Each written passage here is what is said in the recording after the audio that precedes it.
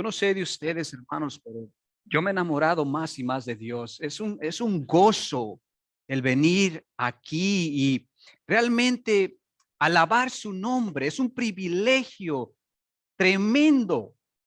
Y yo creo que nuestro corazón debe estar así regocijándose siempre cuando venimos a la presencia de Dios y levantar nuestras manos y adorarlo, bendecirlo. Mis hermanos, porque eso es lo que vamos a hacer en el cielo, bendecir a Dios, exaltarlo por quien es Él, ¿verdad? Entonces, siempre que me uno aquí con ustedes para adorar a Dios, hermanos, de verdad que mi corazón se regocija y es un privilegio, como les dije. Bueno, les doy la bienvenida a todos. El Señor les bendiga y si nos están viendo a través de las plataformas digitales también, pues que el Señor les bendiga y esperamos que se gocen en esta mañana y ahora en lo particular que vamos a traer la palabra del Señor, hermanos, lo cual pues realmente va a ser de bendición para nuestras almas. Continuamos con la serie Encuentros Divinos, ¿verdad? Una serie que hemos venido exponiendo en el Evangelio de Juan y ya nosotros hemos venido viendo esos encuentros de ciertos personajes, ¿verdad? Que el apóstol Juan nos presenta y cómo al tener el encuentro con el Hijo de Dios, sus vidas fueron afectadas de una manera maravillosa, fueron transformados. Esas personas, bueno, vieron con sus ojos, con sus propios ojos, al Hijo de Dios, hermanos. O sea, imagínense, si ahora nosotros, con lo que Dios nos ha dejado aquí, nos gozamos, ¿verdad? Imagina estas personas que estuvieron frente a frente con el Hijo de Dios. O sea, wow, para mí cada vez que yo veo uno de estos encuentros, digo, qué privilegio para estas personas, ¿verdad? Ahora, mis hermanos, vamos a ir al Evangelio de Juan nuevamente. ¿Por qué no vamos abriendo nuestras Biblias al capítulo 5? Capítulo 5. En esta ocasión veremos el encuentro entre Jesús y un paralítico de Betesda. Juan capítulo 5, vamos a leer del primer versículo hasta el versículo 9 y vamos a ponernos de pie, si pueden ponerse de pie y no tienen ningún impedimento físico para honrar la bendita, preciosa palabra de nuestro Dios. Juan capítulo 5, versículo 1 al 9, la palabra del Señor dice así: después de estas cosas había una fiesta de los judíos y subió Jesús a Jerusalén. Y hay en Jerusalén, cerca de la puerta de las ovejas, un estanque llamado en hebreo Betesda, el cual tiene 5 pórticos.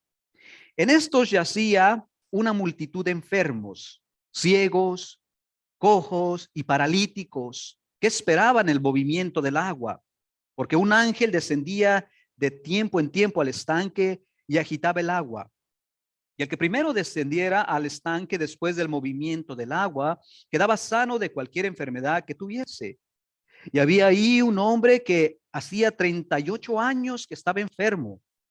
Cuando Jesús lo vio acostado y supo que llevaba ya mucho tiempo así, le dijo: ¿quieres ser sano?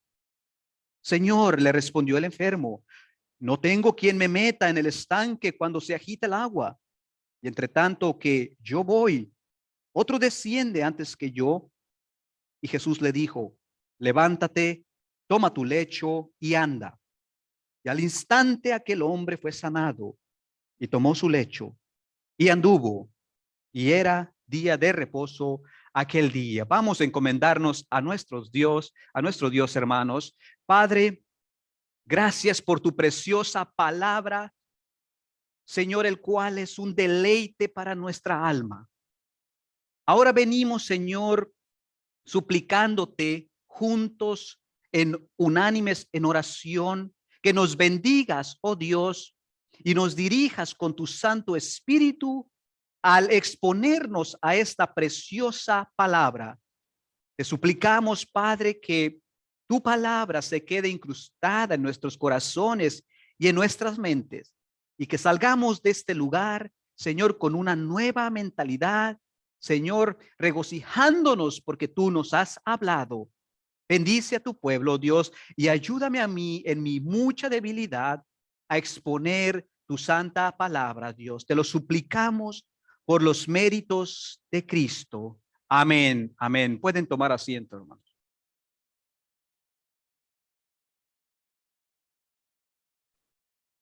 El milagro que obró Jesús con el paralítico de Betesda, el cual acabamos de leer, tuvo tanto impacto, hermanos, en las personas que fue impresionante realmente cómo miles y miles de personas comenzaron a seguir al Señor Jesús. Dice el capítulo 6, versículo 2, que después de este milagro, una gran multitud, dice la escritura, seguía al Señor Jesucristo porque miraban las señales que él estaba haciendo. Y ahí dice el capítulo 6 que Jesús, después de ver toda esta multitud que lo seguía, tuvo que alimentar a estas personas porque realmente no se querían ir de la presencia de él.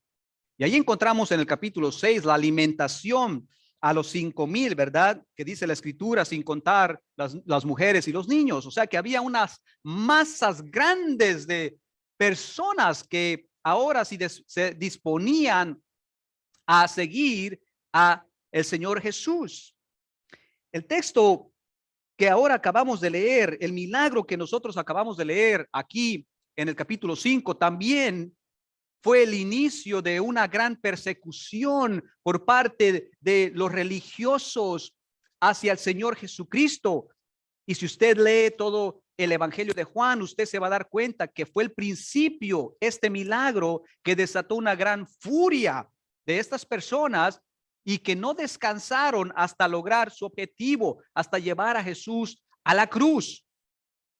De manera que este milagro aquí, este texto bíblico que nosotros acabamos de leer, es de suma importancia. Es sumamente importante y por esta razón nosotros, con la ayuda del Señor, vamos a comenzar a adentrarnos a este milagro, hermanos. Observe que el texto bíblico nos está presentando a una persona que no sabemos ni su nombre, no sabemos ni de qué familia esta persona descendía, sino que más bien la escritura solo lo presenta como un paralítico y lo dice de Betesda. Y que esta persona tenía un gran problema. Estaba enfermo por 38 años. 38 años. Ahora, hermanos, es interesante que la escritura, antes de adentrarse a lo que es el corazón de el mensaje de este texto que nosotros tenemos delante de nosotros, la escritura comienza dándonos el contexto de lo que está sucediendo aquí históricamente. Y cuando comenzamos nosotros a leer el primer versículo, noten su Biblia cómo el primer versículo comienza con la frase después de estas cosas. Después de estas cosas. O sea que aquí hay algo que el autor nos está tratando de decir cuando pone después de estas cosas. ¿Qué cosas? ¿A cuáles cosas se está refiriendo? Bueno, para nosotros poder seguir la idea que el autor nos viene presentando aquí ahora, ¿verdad? Nosotros tenemos que ver los versículos anteriores. ¿Y qué es lo que estaba sucediendo en los versículos anteriores? Bueno, recordemos que Jesús en estos momentos se encontraba en Galilea llevando a cabo su ministerio. Y nosotros vimos el domingo pasado, hermanos, cómo Jesús, ¿verdad? Salió de Samaria. Recordemos cuando ahí se encontró con la mujer del pozo de Jacob, sale de Samaria y nosotros el mensaje anterior vimos cómo él ahora viene a la parte norte de Palestina y entra a Galilea. Y nosotros vimos en el mensaje pasado cómo ahí también Jesús obró milagros. Estaba llevando a cabo su ministerio y vimos cómo maravillosamente él sanó al hijo de un oficial del rey, ¿verdad? Que estaba a punto de morir. Bueno, pues ahora el versículo 1 nos dice, después de estas cosas, después de lo que Jesús estaba haciendo en Galilea, dice, descendió hacia Jerusalén, ¿verdad? Y aquí tenemos que nosotros parar un momento, hermanos. Nosotros realmente no sabemos cuánto tiempo duró el Señor Jesucristo en Galilea, porque pudieron ser un par de meses, pudo ser la mitad de un año. La escritura realmente no nos dice, pero lo cierto es, hermanos, es que el Señor Jesús tuvo que hacer una pausa acá en Galilea, ¿verdad? Donde estaba llevando a cabo su ministerio para venir o subir a Judea, especialmente a Jerusalén, aquí. ¿Por qué? Bueno, porque el primer versículo nuevamente nos dice la razón. ¿Por qué el Señor Jesús tuvo que hacer eso? Dice, porque se aproximaba una fiesta de los judíos allí en Jerusalén. Y como buen judío, ¿verdad? El Señor Jesucristo tuvo que asistir a esta celebración. Ahora, la escritura tampoco nos revela qué fiesta fue la que se estaba por celebrar en estos momentos. No sabemos cuál fiesta fue. Y entienden algunos comentaristas que pudo haber sido una de las tres fiestas más importantes que los judíos llevaban a cabo durante el año, o la fiesta de la Pascua, o la fiesta de los tabernáculos, o la fiesta del Pentecostés. Porque estas tres celebraciones, mis hermanos, eran las más importantes de los judíos y era una obligación prácticamente que todo varón judío mayor de 12 años viniera para unirse, ¿verdad?, a esta celebración que se llevaba a cabo en Jerusalén. Así es que muchos judíos de alrededor de la ciudad de Jerusalén venían, ¿verdad? De todas esas regiones circunvecinas, venían y se unían aquí en Jerusalén para celebrar, ¿verdad? La fiesta. Y obviamente el Señor Jesucristo tuvo que venir también para unirse a esta fiesta, ¿verdad? Y desde aquí ya, hermanos, nosotros podemos ver y aplicar un principio bíblico en nuestras vidas que lo vemos en la vida de nuestro Señor Jesucristo. Note cómo el Señor Jesús está recorriendo grandes cantidades de kilómetros predicando la palabra, ¿verdad? Él iba de un lugar para otro, subía para allá, venía para acá, se movía toda la región de Palestina, desde Judea, pasando por Samaria hasta Galilea, regresa para atrás y vuelve para allá, pero siempre su objetivo era predicar el reino de Dios, era dar a conocer al Padre, era que las personas pudieran ver que Dios había enviado un Salvador para ellos y les predicaba en todo momento, ¿verdad? El reino del Señor, de Dios Padre. Y esta era la prioridad, mis hermanos, número uno del Señor Jesucristo mientras estuvo en esta tierra. Fue la prioridad, dar a conocer las verdades del reino de Dios, dar a conocer el evangelio para las personas que estaban ciegas, que estaban paralíticas, que estaban realmente estancados en una vida espiritual, oprimidas por el enemigo prácticamente y por el pecado. Ahora, mire lo que había en el corazón de Jesús. Lucas capítulo 4, versículo 18. Y vea cómo el Señor Jesucristo entendía perfectamente estas cosas. Lucas capítulo 4, versículo 18 dice, el Espíritu del Señor está sobre mí, porque me ha ungido para anunciar el evangelio a los pobres. Me ha enviado a sanar a los quebrantados de corazón, a pregonar libertad a los cautivos y dar vista a los ciegos, a poner libertad a los oprimidos y a predicar el año agradable del Señor.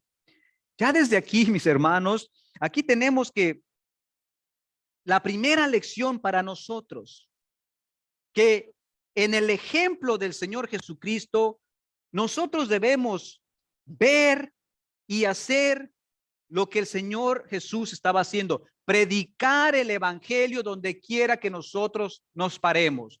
Si nosotros, Dios nos tiene aquí, predicar el evangelio. Si nosotros vamos hacia aquel lugar, predicar el evangelio. Si Dios te mueve de ciudad y te pone predicar el evangelio. ¿Por qué? Porque Dios nos ha rescatado, ¿verdad? Y nos ha lavado de nuestros pecados y nos ha dejado aún en esta tierra para que seamos instrumentos en sus manos, para que seamos el medio por el cual Dios va a hablarle al que está en cautiverio. Nosotros somos los instrumentos que Dios va a usar para hablar la palabra. Así es que tome eso en cuenta, hermanos. Nosotros tenemos una misión aquí y debemos de seguir avanzando el reino de Dios. Fuimos salvos para proclamar las grandezas de nuestro Dios. Nosotros no podemos realmente esconder este gran tesoro que Dios ha depositado en nuestras manos. Porque dice Pablo en 2 de Corintios capítulo 4 versículo 7 que nosotros tenemos este gran tesoro en vasos de barro. O sea, Dios nos ha depositado ese gran tesoro en nosotros, como barro que somos, como hombre, pero a Él le agradó que por nosotros, por la predicación, por testificar, ¿verdad? Veamos o avancemos su reino. Dice la palabra de Dios que los ángeles quieren hacer eso, desean. El Señor Jesucristo realmente cuando estuvo aquí entendió eso, predicaba donde quiera que iba, predicaba y aquí en este texto, mis hermanos, no iba a ser la excepción, ¿verdad? Entrando a la fiesta en Jerusalén, aquí donde había un gran sinnúmero de personas que se estaban reuniendo para la celebración de esta fiesta. Ahora nota cómo el versículo 2 nos apunta rápidamente a un lugar de estanque de agua llamado Betesda, que dice que estaba junto a la puerta de las ovejas.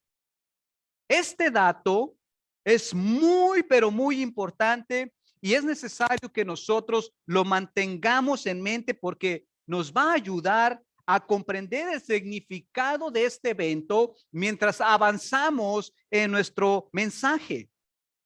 En ese lugar, dice la escritura, mis hermanos, que se encontraba un sinnúmero de personas enfermas ahí al lado de ese estanque de agua. Ve el versículo 3. En esto yacía una multitud de enfermos, ciegos, cojos y paralíticos que esperaban el movimiento del agua. Versículo 4, porque un ángel descendía de tiempo en tiempo al estanque y agitaba el agua. Y el primero que descendía al estanque después del movimiento del agua quedaba sano de cualquier enfermedad que tuviese. Mis hermanos, aquí vemos que el Señor Jesucristo al venir a Jerusalén, observe que Él no entra rápidamente al templo. Observe en su Biblia que lo que Él hace, viene y se dirige primeramente al encuentro de un hombre paralítico. Viene y se dirige primeramente antes de venir al templo donde estaban estas personas enfermas, donde estaban a los ciegos, los cojos, los paralíticos. Dice que estaba cerca de la puerta de las ovejas este lugar. ¿Por qué este dato debe ser de gran importancia, de mucho valor para nuestra lectura el día de hoy, hermanos? Esto debe ser sumamente importante porque nos ayuda a comprender la condición, escuche esto, del agua del estanque, ¿ok? El estanque, recuerde que está cerca de la puerta de las ovejas y al noreste del templo, o sea que no queda muy lejos este estanque de Betesda. Y cuando el autor nos presenta de esta manera dónde estaba localizado el estanque de Betesda, es por una razón. nos quiere llevar a nosotros a pensar la razón por la cual este estanque estaba ahí. Bueno, hermanos, sabe que cuando yo leí este texto en inglés, la palabra estanque dice pool. Y ya usted sabe lo primero que se nos viene a la mente cuando pensamos de la palabra pool, ¿verdad? Por lo menos a mí se me imaginó un agua cristalina, bonito, ¿verdad? Tal vez tomando la playa, tal vez usted sabe ahí relajados y bueno, uno puede pensar, wow, pero estas personas vienen a casi de vacaciones, pero no, mis hermanos, realmente no era una agua cristalina, realmente no era unas aguas que olieran bien. Más bien, permítanme decirle cómo eran estas aguas. Estas aguas, mis hermanos, este estanque era un estanque de agua que olía mal. Este estanque era donde tenían que pasar por la puerta de las ovejas. Recuerde que le dije, y los que venían ahí a Jerusalén, ahora mantenga en mente que no solamente venían las personas de Jerusalén, no. En las fiestas descendía un sinnúmero de personas de por allá, extranjeros por todos lados. Y venían, ¿sabe qué? Con sus corderos, con sus chivos, con todo para el sacrificio. Y lo primero que hacían era entrar por la puerta de las ovejas, lo que el autor nos está diciendo, y venir al estanque que estaba ahí y lavar todos esos animales, ¿verdad? Para que estuvieran limpios, para presentarlos para el sacrificio. Ahora imagínense, aquí no estamos hablando de una persona con su corderito nomás. Aquí estamos hablando de un sinnúmero de judíos que bajaban a Jerusalén trayendo esos animales. Y ahí era donde estaban estas personas tiradas en el piso, enfermas. Ahí era donde esas aguas desprendían malos olores. Ahora, no, esto no es un río que está corriendo, es un estanque. ¿Ok? Está el agua ahí. Está sentada ahí. Usted sabe cuando deja ahí usted el agua. Y además de eso, recuerde que no tenían la tecnología que usted tiene en su pool. Que verdad, ese sistema de filtración, verdad, que huele bonito y está ahí, le echo un montón de químicos. No, esta era una agua que desprendía mal olor. Y encima de eso, imagine todas esas personas ahí alrededor, ¿verdad? Con el dolor de sus enfermedades, que algunos no sabemos ni qué enfermedades traían, podría ser algunas llagas, algunos no caminaban, otros estaban ciegos, o sea que era un hospital, era un caos, hermanos, ahí. Era un caos. El olor de las ovejas, el olor del agua y el olor de las personas que estaban ahí enfermas. Había en los pórticos personas tiradas por todos lados, los 5 pórticos que dice aquí el texto. Y estas personas se mantenían ahí. Año tras año tras años venían de diferentes regiones y ponían sus esperanzas de que tal vez este sería mi día que me sane. Mis hermanos, dice la Biblia que ahí estaban todos los enfermos, o sea que parecía un hospital, como les dije. Este era el lugar que ni los religiosos, ¿verdad? Querían voltear a ver, mucho menos pisar. Cuando venían al templo, ¿verdad? Usted sabe, los fariseos venían. Imagínense ahí, entran por la muralla de Jerusalén y ven ahí esos ahí. No, directo, vámonos. Ahí estaban estas personas. Qué ironía, ¿verdad? Que la palabra Betesda quiere decir casa de misericordia, pero ahí no había ninguna misericordia. Qué ironía que le pusieron ese nombre y los religiosos cuando entraban a Jerusalén ni siquiera volteaban a ver al estanque y se hacían de la vista gorda. ¿Por qué? Porque olía mal, porque estaba bien sucio, porque este era un lugar para los olvidados, los despreciados, los que no valen nada para la sociedad. Estaban aquí en un lugar aparte, fuera del templo. Y mis hermanos, ver el corazón de nuestro Salvador, que siendo él sin mancha, puro, perfecto. Antes de entrar al templo, se dirige hacia estas personas, hacia este lugar donde olía mal por las enfermedades y las condiciones deplorables que había ahí. Y le pregunta a una persona: ¿quieres ser sano? ¿Quieres ser sano? Hermanos, mantengamos esto en mente. Jesús perfectamente pudo haber él pasado por alto esa situación, ese sitio, ¿verdad? Y dirigirse perfectamente al templo. Pero no lo hizo. Vino hacia el paralítico. Y aquí quiero dar otro dato importante. Note que el paralítico, él no estaba haciendo nada para hablarle a Jesús. Ese hombre estaba ahí tirado en una situación deplorable. Y Jesús, escuche, de su propia gracia y misericordia, vino y se acercó a este hombre. ¿Quieres ser sano? ¿Quieres ser sano? Le preguntó. Y sabe que al leer esto, no pude evitar comparar ese lugar maloliente, lleno de enfermos, con el mundo en que nosotros vivimos. ¿Sí? No pude evitar, porque en este lugar, en este planeta, en este mundo, se encuentra una pestilencia, pecado. En este lugar, en este planeta, en esta tierra, se encuentran un sinnúmero de personas oprimidas, alejadas, que huelen a pecado. Este mundo está lleno de personas que se encuentran como estas personas que estaban al lado del estanque, sin esperanza. ¿Cierto o no es cierto? Este mundo está lleno de personas, mis hermanos, escuche esto, que no pueden sanarse a ellos mismos porque se encuentran paralíticos en su pecado.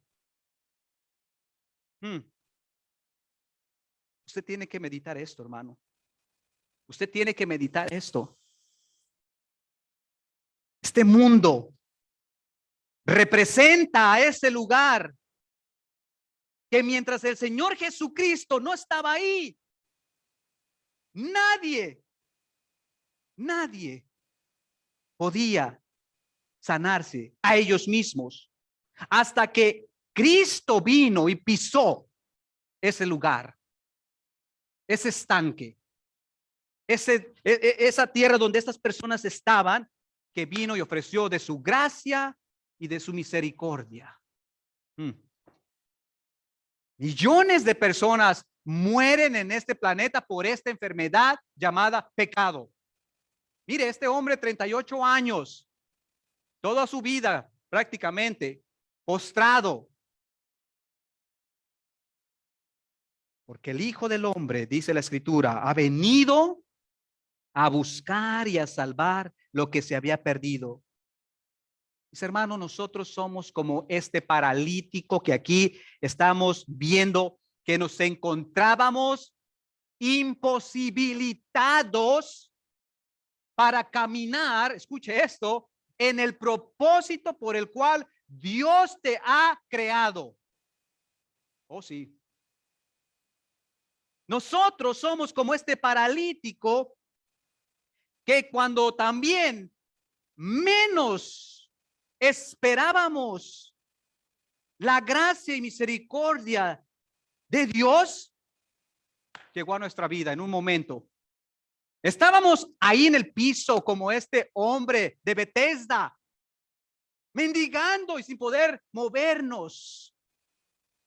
Pero un día la gracia de Dios, así como este hombre, mira, la gracia de Dios en Cristo Jesús vino y le preguntó: ¿quieres ser sano? ¿Quieres ser sano? De su gracia, de su misericordia. No hizo nada él. Lo mismo es con la salvación. La salvación es de Dios. Dios es el que salva solamente, mis hermanos. Cuando menos lo esperabas, Cristo vino a tu vida un día e interrumpió esa vida que llevabas de pecado y te trajo salvación, sanación a tu alma. Bendita gracia de Dios, bendita gracia de Dios que nos ha alcanzado, hermanos, bendita gracia de Dios que nos ha limpiado de nuestros pecados y nos ha sanado. Usted tiene que meditar en esto, usted tiene que entender esto, usted tiene que ponerle en su corazón. 38 años oprimido este hombre, 38 años, escuche esto, estancado en esta condición. 38 años sin esperanza. Toda una vida, mis hermanos, este hombre se había pasado tratando de ser sanado, buscando su sanidad, buscando su sanidad, buscando su sanidad. Pero esa sanidad no llegó, escuche, hasta cuando Cristo se la otorgó. Esa sanidad no llegó hasta que cuando Cristo se la otorgó. ¿Sabe por qué? Porque esta persona representa al hombre natural, al hombre que está fuera de Dios, al hombre que no puede sanarse de su propio pecado. Representa los esfuerzos de aquel que está sin Dios, tratando de ser sanado en su propia fuerza, tratando de llegar a Dios, pero no puede. Y personas se pasan toda su vida tratando de sanarse a ellos mismos. No lo lograrán hasta que Cristo llegue a su vida. Nunca será sanado de su propio pecado o su propia fuerza. Necesita una fuerza exterior fuera de él, una fuerza más grande que la del hombre. Y esa fuerza está en Cristo. Note que esta persona estaba sin esperanza, hermanos. Observe en su Biblia, tendido en el piso, y Jesucristo salió en su encuentro. Mostró su gracia, mostró su favor y su misericordia. Y de la misma manera, así es, como les dije, nuestra salvación muestra su gracia, su favor, su misericordia en personas que no tenían ninguna esperanza. Tú y yo, estoy hablando de nosotros. Estoy hablando de nosotros, que no teníamos esperanza. Vea el versículo 6. Cuando Jesús lo vio acostado y supo que llevaba ya mucho tiempo así, le dijo: ¿quieres ser sano? A primera vista, hermanos, pareciera que esta era una pregunta obvia. Al leerlo así por encima, uno piensa, ¿pero qué pregunta? Me imagino que sí, este hombre quiere ser sano. Sin embargo, recuerde que ya el autor desde los capítulos anteriores viene diciendo que Jesús conoce los corazones de los hombres y no podemos engañarlo. ¿Sabe por qué? Él hizo esta pregunta por una razón. Él sabía lo que se encontraba en el corazón de esta persona y le preguntó: ¿quieres ser sano? ¿Quieres ser sano? Yo creo, hermanos, que esta persona se había acostumbrado a tener una rutina. Yo creo que esta persona más bien se había acostumbrado a pensar y decir: si me sano, me sano. Y si no, pues ni modo. Si me sano, me sano. Si el cojo entra primero, pues ya ni qué. O si el ciego entra primero al agua, pues ni modo. Para la otra será. Hay varios elementos que nos ayudan a entender que este hombre, hermanos, estaba conforme con su estancamiento, con su problema. Hay varios elementos que podemos ver aquí. Número uno, note que el hombre, si realmente le hubiera interesado ser sanado, sabe que este estanque no era un estanque de 1000 metros de fondo. Había ciertos como escaloncillos, ¿verdad? O sea, y si este hombre verdaderamente tuviera la necesidad de decir: yo quiero ser sano, ¿sabe qué? ¿Cómo llegó ahí? no vivía ahí. Este hombre perfectamente se pudo poner en el borde del estanque, ¿verdad? Estar listo. Y si las aguas se movían, ¡pum! Pero se ponía hasta allá en el pórtico, como observando a los demás. Número dos, estas personas venían a este lugar, escuche, para recibir limosnas también. Oh, sí. Recuerde que se llamaba Casa de Misericordia y ahí ellos se reunían y les aventaban algo. Y esta persona, yo pienso que se acostumbró a recibir las migajas y a recibir la limosna del que le quisiera dar y se acostumbró a estar en el piso. Tercer lugar, yo pienso que Jesús, con la pregunta que le hace, también indica que en el fondo del corazón de este hombre, él no estaba tan convencido si quería o no quería ser sano. ¿Quiere ser sano? Le dice el Señor Jesús. Con esta pregunta el Señor le está tratando, hermanos, de que este hombre vea la realidad de su problema. Este hombre estaba mentalmente, escuche, adaptado a mendigar ya. Este hombre estaba adaptado a estar en el piso arrastrándose por la condición física que él tenía. Y probablemente el venir a este lugar ya se había convertido en un rito para él. El Señor Jesús le dice, ¿quieres ser sano? Saben, mis hermanos, que no todas las personas que están en una posición así quieren ser sanados. ¿Usted sabía eso? Hay personas que en un estado de vagabundo, de mendigo, les gusta estar así. Oh, sí. Les digo porque yo conocí personas así. En mis inicios de la fe,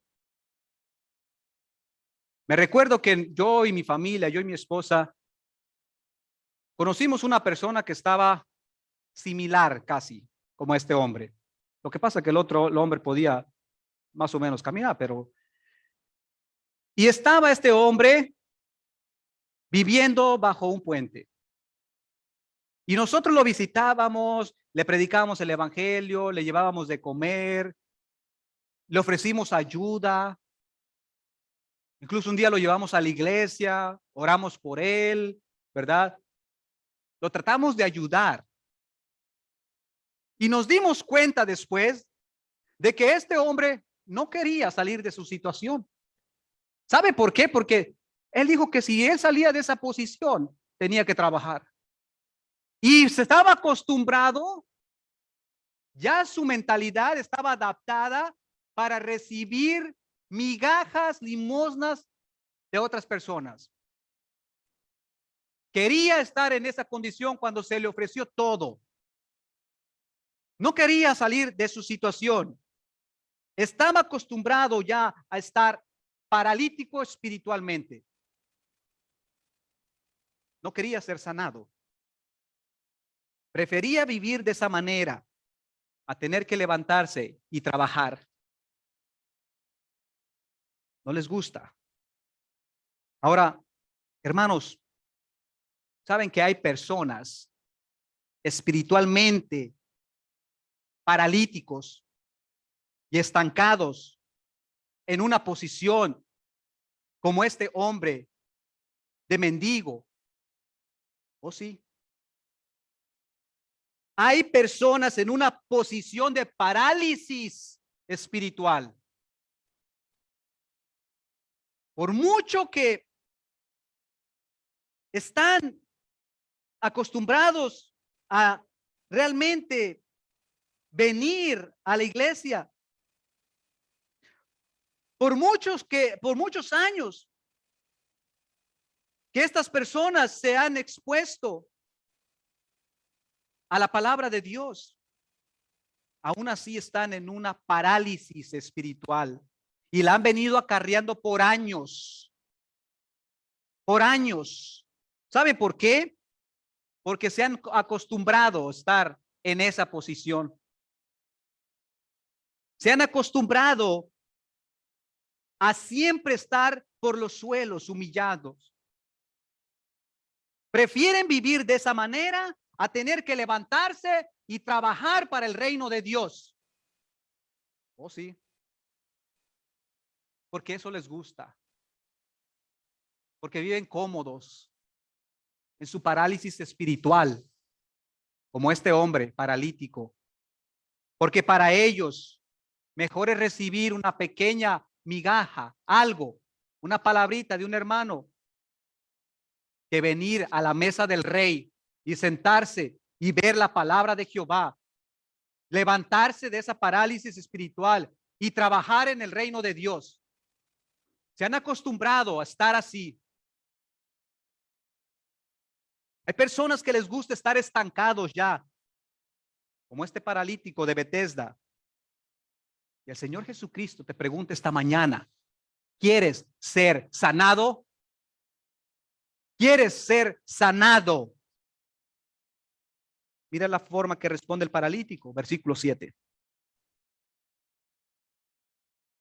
Señor, le respondió el enfermo, no tengo quien me meta al estanque cuando se agita el agua y entre tanto que yo voy, otro desciende antes que yo.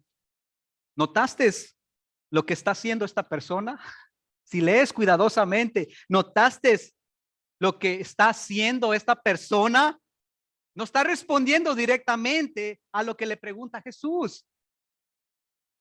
¿Quieres ser sano? Yo diría, sí, Señor, quiero ser sano. Mira la forma que responde. Ay, Señor, es que no hay quien me meta al agua. Ay, Señor, no tengo quien me ayude a meterme al estanque. En otras palabras, como yo estoy, no es mi culpa, es la del otro. Porque si tuviera quien me ayudara, entonces yo vendría y sería sano. No hay quien me ayude. Ay, Señor. De esa misma manera, hermanos, hay un sinnúmero de personas estancados en sus problemas, paralíticos espirituales, que el Señor les dice domingo tras domingo, palabra tras palabra, ¿quieres ser sano? ¿Quieres ser sano? Y saben que lo que comienzan a responder es, ay, Señor, es que yo no puedo salir de este estanque. Yo no puedo salir de mi condición en la que estoy por culpa del hermanito, la hermanita, que siempre me hace mala cara. Entonces, cuando yo le veo la cara, me hace pecar y siempre estoy en el mismo lugar y yo no puedo salir de este estanque y no me puedo levantar por culpa del hermano. Tal vez esta. Ay, Señor, yo no puedo levantarme de mi condición espiritual por culpa del pastor, porque los mensajes que da no me gustan. Si predicara de otra manera, yo saldría. Es culpa del pastor, no es mi culpa. Ay, Señor, yo no salgo de mi situación por mi vecino. Porque cuando yo lo veo del otro lado de la cerca, esta persona me saca tanto de quicio que yo saco Saiyajin, ¿sabe? Y yo no puedo, y yo trato de controlarme, pero es la culpa de aquel, no es la culpa mía. La culpa del vecino. Hermanos, y ese mismo pensamiento se ha introducido desde Adán y Eva, echándole la culpa a las demás personas en vez de tomar la responsabilidad nosotros mismos. Cuando Dios confrontó a Adán y le dijo, Adán, ¿qué has hecho? Y lo confrontó con su pecado. Señor, la mujer que tú me diste es la culpable. En otras palabras, primero tú fuiste el culpable y también ella por inducirme, pero yo no. ¿Cierto o no es cierto, hermanos? Ay, Señor, es la culpa de aquel, que por eso yo no salgo de mi estancamiento espiritual, de mi parálisis que me ha mantenido por años así. ¿Quieres ser sano? quieres ser sano, dice el Señor. Mire el versículo 8. Jesús le dijo, levántate, toma tu lecho y anda. ¿Qué palabras? Levántate, toma tu lecho y anda. Mis hermanos, el paralítico no había terminado de dar sus excusas cuando el Señor le dijo, levántate, tranquilo. Basta de excusas. Basta de excusas. Levántate, toma tu lecho y anda. Mira, yo no sé qué situación, hermano, hermana, no sé qué situación a ti te ha paralizado espiritualmente. Dios lo sabe. Yo no sé, Dios lo sabe. Y todos nosotros hemos venido aquí, no para escuchar palabra de hombre, no para verme a mí, para escuchar la palabra de Dios. Y Dios hoy nos está hablando. Y el Espíritu de Dios está con cada uno de nosotros individual. Está ahí, mira, dándote palabra. No sé qué situación tú tienes, pero Dios sí lo sabe. Te has mantenido muchos años paralítico espiritual. Es hora de que te levantes porque estás escuchando la voz de Dios que te dice, levántate, toma tu lecho y anda. Ahora, mire lo que hizo el paralítico para salir de esta situación. Y con esto ya casi cerramos, hermanos. Mire lo que hizo el paralítico. Número 1, escuchar la voz de Dios. Este paralítico, escuche, este paralítico, recuerde que no estaban dos personas aquí. Aquí había un ruido total, un caos por todos lados. Usted tiene que expandir su imaginación, hermanos, cuando estamos aquí leyendo. Aquí había los chivos, corderos, personas ahí llorando, clamando, ¡ay, mi dolor, mi dolor! Otras personas allá caminando, los religiosos por allá, y un ruido tremendo. Y sabe, el paralítico escuchó la voz de Jesús. ¿Quiere ser sano? Lo que nos dice, mis hermanos, que en medio de todo el ruido de este mundo, en medio de todo este caos, usted tiene que aprender a escuchar la voz de Dios. Usted tiene que aprender a discernir a Dios. ¿Cómo? Abra las escrituras. Escuche mensajes. Expóngase cada vez que vengamos. No a sentarnos en una silla solamente y perder y cumplir un rito, sino a ver qué Dios me dice hoy. ¿Cómo Dios me va a hablar a mí? Escucha la voz de Dios. Número 2. Este hombre obedeció la voz de Dios, la voz de Cristo. Obedecer. Levántate, toma tu lecho y anda. ¿Y qué hizo? Al instante, dice, aquel hombre fue sanado, tomó su lecho y anduvo. O sea que obedecer lo que Dios habla, mis hermanos, es clave, es la base para que podamos nosotros lograr nuestra victoria. Santiago 1:22 dice que seamos hacedores de la palabra y no tan solo oidores. O sea que escuchar y hacer. Escuchar y hacer. Primera de Samuel 15:23 dice que el que rechaza, escuche, la palabra de Dios, Dios lo desechará también. Eso es fuerte.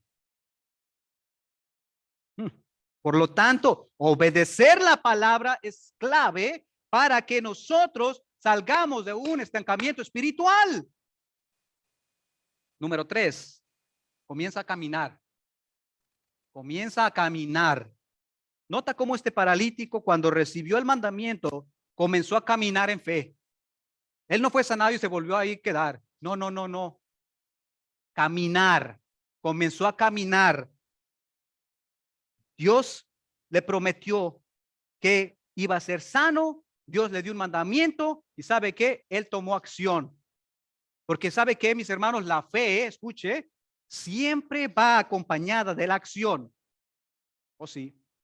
La fe siempre va acompañada de la acción. Cuando Dios le dijo a Josué que se esforzara y que fuera valiente y que le dijo que él iba a estar ahí donde quiera que Josué fuera, Hermanos, Josué no se cruzó de brazos y dijo, bueno, yo sé que Dios va a estar conmigo y él va a hacer todo. No, Dios le dijo, esfuérzate y sé valiente, que yo voy a estar contigo y obtendrás tus victorias. O sea que nuestra fe tiene que ir acompañada de acción, de hacer. Usted no dice, usted no puede decir, bueno, es que yo tengo fe que voy a encontrar un trabajo, por lo tanto me siento en mi sofá a ver qué pasa. Usted tiene que llenar aplicaciones, comenzar a creerle a Dios que va a abrirle y le va a otorgar un trabajo. La fe va acompañada de la acción. Cuando Dios le dio la victoria a David, David sabía que Dios estaba con él. David sabía que Dios le había prometido victoria, pero sabe que cuando se enfrentó al gigante, él tuvo que hacer algo, hermanos. Él tuvo que pelear con la fe. Dios está conmigo. En el nombre de Jehová yo voy y tomo acción. ¿Ves cómo la fe va acompañada de la acción, del hacer? De la misma forma, tú tienes que caminar por fe, tienes que avanzar y no quedarte estancado. Dios está contigo, pero debe ser tú el que te esfuerces. Y número 4, y terminamos, mis hermanos. Mantente cerca de la casa de Dios. Oh, yes. Mantente cerca de la casa de Dios. ¿Por qué, pastor? Bueno, nota el versículo 14. Mira lo que dice el versículo 14. Después le halló Jesús, ¿dónde? En el templo. Ay, ay. ¿A quién halló ahí? Al paralítico. Y le dijo, mira, has sido sanado, no peques más para que no te venga algo peor. Hermanos, después de la sanidad, encontramos a este hombre en el templo. Nosotros debemos de mantenernos cerca de Dios viniendo a el templo. ¿Cómo usted va a obtener victoria si no está aquí nunca?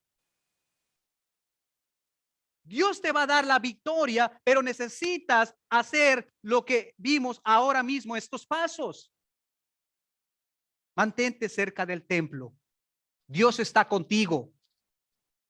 Hebreos 10, 24 al 25 dice, y considerémonos unos a otros para estimularnos al amor y las buenas obras, no dejando de congregarnos como algunos tienen por costumbre, sino exhortándonos, y tanto más cuando veáis que aquel día se acerca. Yo no sé usted, hermanos, pero cuando yo estudié esto, quedó incrustado en mi corazón. Dios no te creó para estar estancado espiritualmente. Dios te salvó para que fueras instrumento en su reino. ¿Quieres ser sano? Te dice el Señor. ¿Quieres ser sano? Levántate, toma tu lecho y anda. Vamos a orar. Padre, te damos gracias por tu preciosa palabra, oh Dios. La bendición que tenemos, Padre, de escudriñar las escrituras, porque ella es alimento a nuestra alma, oh Dios. Te ruego, oh Jehová, que guardes la palabra, Señor, en el corazón de mis hermanos y que los ayudes, oh Dios eterno, y que nos des el crecimiento espiritual, porque no queremos estar paralizados, oh Dios, en alguna situación que nos está obstaculizando en ser parte de tu plan, en ser instrumentos, Dios. Ayúdanos. Bendice a mis hermanos. Gracias, Padre, por esta palabra. En el nombre de Jesucristo te lo rogamos. Amén, amén.